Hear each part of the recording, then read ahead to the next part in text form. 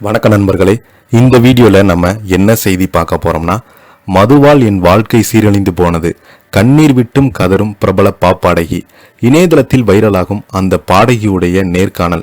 நிறைய பேர் பார்த்தீங்கன்னா அவங்களுக்கு ஆறுதல் சொல்லிட்டு வராங்க. அது மட்டும் இல்லாமல் அவங்களுடைய ரசிகர்கள் ரொம்பவே அதிர்ச்சியில் ஆழ்ந்து போயிருக்கிறாங்க.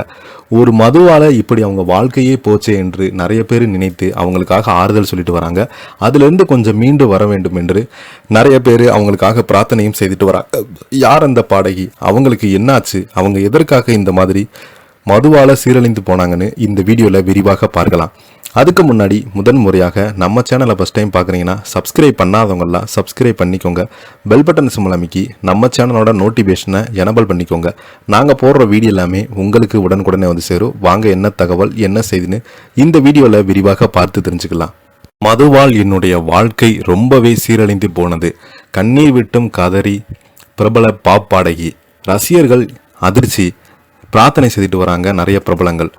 பிரபல பஞ்சாபி பாப்பாடகி ஜாஸ்மின் சாண்ட்லாஸ் தனது வாழ்க்கையில மது பழக்கத்தால் சந்தித்த துயரங்கள் குறித்து உருக்கமான தகவல்களை பகிர்ந்திருக்கிறாங்க. ஒரு காலத்துல புகழின் உச்சியில இருந்தபோது தனிமை மற்றும் குடும்ப பிரச்சனையின் காரணமாக அவங்க மது பழக்கத்திற்கு அடிமையானாங்க.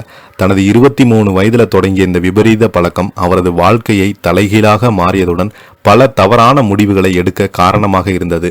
தற்போது இந்த பழக்கத்திலிருந்து முழுமையாக மீண்டு வந்துள்ள அவங்க தனது பழைய கசப்பான அனுபவங்களை வெளிப்படையாக கூறிவிட்டிருக்காங்க. மது அருந்துவதால் தனிமை குறையும் என்று நினைத்து தனக்கு இறுதியில் மிஞ்சியது பெரும் ஏமாற்றம் மட்டுமே என்று ஜாஸ்மின் அவங்க தெரிவித்திருக்கிறாங்க. விலை உயர்ந்த மதுபானங்களை அருந்தினாலும் உள்ளுக்குள்ள ஒருவித வெறுமை இருந்ததாகவும், யாருமற்ற பால்கனியில் அமர்ந்து அழுத நாட்கள் ரொம்பவே அதிகம் என்று அவங்க வருத்தத்துடன் சமீபத்தில் நடந்த ஒரு நேர்காணலில் பேசியிருக்கிறாங்க. புகழ்பெற்ற பாடகியாக இருந்தாலும் தந்தையினுடைய மறைவு மற்றும் குடும்ப உறவுகள் ஏற்பட்ட விரிசல்கள் அவரை மனரீதியாக பாதித்துள்ளது. இந்த சூழலை பயன்படுத்தி கொண்ட மது அரக்கன் அவரது உடல் மற்றும் மனநிலையம் படிப்படியாக சிதைத்து தொடங்கியது. சுமார் 3 ஆண்டுகள் நரக வேதனையை அனுபவித்த பிறகு ஜாஸ்மின் தனது மன உறுதியால் அந்த பழக்கத்திலிருந்து கொஞ்சம் கொஞ்சமாக விடுபட்டு வந்திருக்கிறாங்க. உடல்ல இருந்த நச்சுக்கள் நீங்கிய பிறகுதான் தனக்கு மறுபிறவியே கிடைத்தது போல உணர்வதாக அவங்க நெகிழ்ச்சியுடன் தெரிவித்திருக்கிறாங்க. தற்போது மீண்டும் இசைத்துறையில கவனம் செலுத்தி வரும் அவங்க துரந்தரா 2 உள்ளிட்ட பல ஹிட் பாடல்களை பாடி ரசிகர்களை கவர்ந்திருக்கிறாங்க. போதை பழக்கம் ஒருவருடைய வாழ்க்கையை எப்படி சீரழிக்கும் என்பதற்கு தனது வாழ்க்கையை ஒரு பாடம் என்று அவங்க எச்சரித்து காட்டியிருக்கிறாங்க.